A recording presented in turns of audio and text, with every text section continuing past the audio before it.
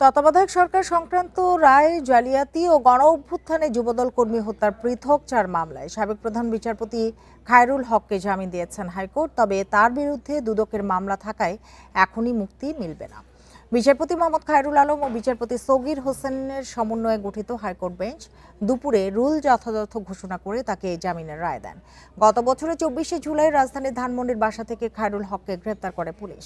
ওই দিনই তাকে জুলাই আন্দোলনে যাত্রাবাড়িতে যুবদল কর্মী আব্দুল কাইয়ুম আহাদ হত্যা মামলায় গ্রেপ্তার দেখানো হয়।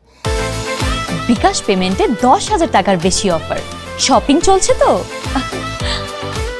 এছাড়া প্রধান বিচারপতি থাকাকালীন আপিল বিভাগে তত্ত্বাবধায়ক সরকার সংক্রান্ত রায় জালিয়াতির অভিযোগে শাহবাগ থানায় একটি এবং নারায়ণগঞ্জে 2টি মামলায় গ্রেপ্তার দেখানো হয় তাকে। এর আগে 4 আগস্ট প্লট জালিয়াতিতে দুর্নীতির অভিযোগে দুদকও একটি মামলা করে।